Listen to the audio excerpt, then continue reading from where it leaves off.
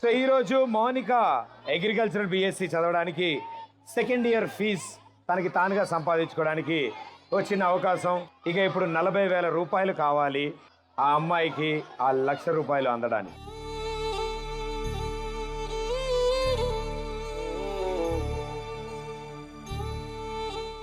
So ఆ 40,000 రూపాయలు ఆమె గెలుచుకోవడానికి ప్రయత్నించేది ఎవరు?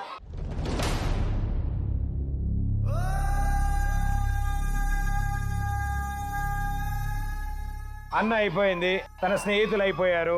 ఇంకా 40,000కి ఎవరు ముందుకు రాబోతున్నారు?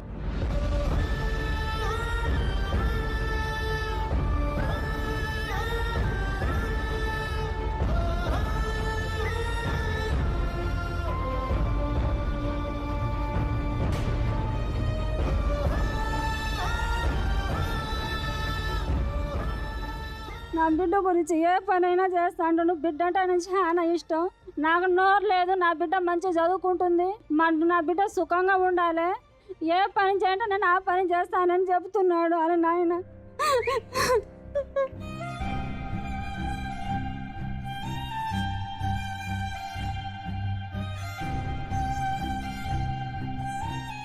పగటిపూట మసగగా కనిపించినా చీకటి పడితే మొత్తం చూపే కోల్పోతారు, మాట్లాడలేరు, ఆయనకి వినపడదు. అలాంటి ఆ తండ్రి తన కూతురు కోసం ఆ 3వ ప్రయత్నం ఆ 40,000 నేను సంపాదిస్తానంటూ ముందుకొస్తున్నారు. మౌనిక, మీ నాన్నగారిని తీసుకుని ఇక్కడ రామ్మ.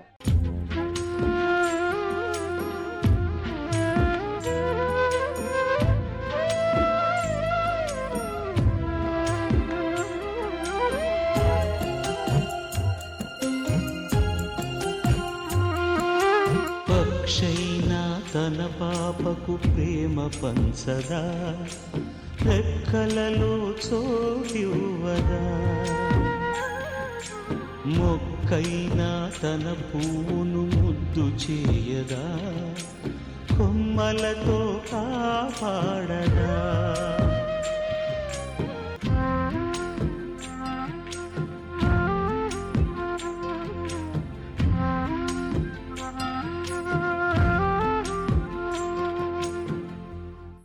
సో వాళ్ళ నాన్నగారే ముందుకొచ్చారు. తన వల్ల కాని పని, తనకి ఇప్పుడు మనం మాట్లాడుతున్నది ఏది ఆయనకి వినపడదు, ఆయన చెప్పేది ఏది మనకు అర్థం కాదు, ఆయన సరిగ్గా చూడలేరు కూడా. తన కూతురు కోసం ఇలా అయినా ఒక అవకాశం దొరికింది అని ఆయన అర్థం చేసుకున్నారు. ఆయన కూడా ముందుకొచ్చారు. అది తెలిసి చాలా గట్టిగా చప్పట్లు కొట్టి ఆయనకి జోహార్లు తెలపాలి మనం.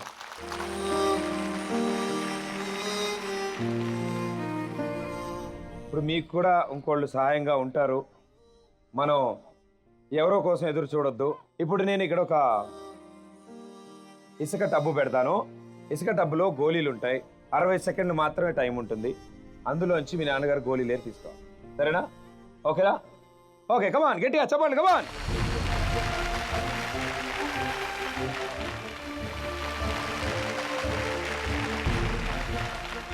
వాళ్ళ అమ్మాయి చదువుకి 1,00,000 రూపాయలు కావాలి.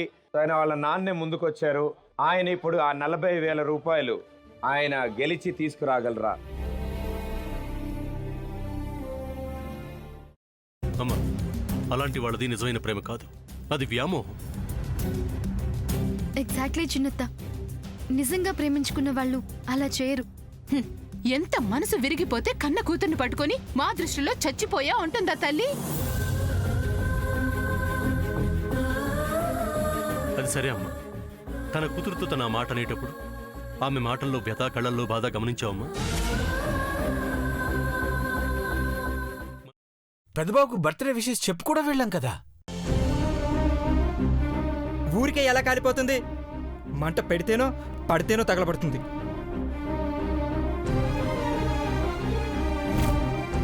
కరెక్ట్ చిన్నబాబు, నీకొచ్చినట్టే నాకు డౌట్ వచ్చింది.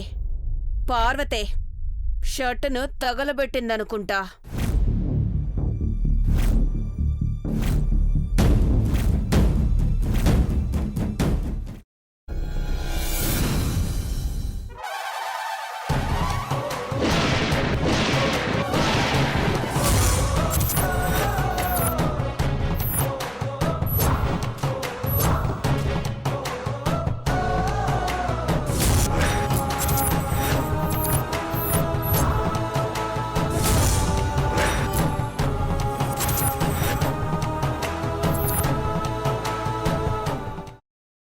పెట్టుకున్న తర్వాత పొట్టు తీసేసి చాప్ చేసి పక్కన పెట్టుకోవాలి. ఒక ప్యాన్లో కొద్దిగా నూనె వేడి చేసి అందులో ఆవాలు, మినప్పప్పు, శనగపప్పు, కరివేపాకు, సన్నగా తరిగి పెట్టుకున్న ఉల్లిపాయలు వేసుకుని 1 నిమిషం పాటు వేయించుకోవాలి. ఆ తర్వాత కాల్చి కట్ చేసి పెట్టుకున్న వంకాయని కూడా అందులో వేసుకుని బాగా మిక్స్ చేసి బౌల్లోకి ట్రాన్స్ఫర్ చేసుకుని అందులో తగినంత చిక్కటి పెరుగు లేదా పల్చటి పెరుగు వేసుకుని మిక్స్ చేసి అన్నంతో కానివ్వండి, చపాతీతో కానివ్వండి సర్వ్ చేసినా చాలా బాగుంటుంది.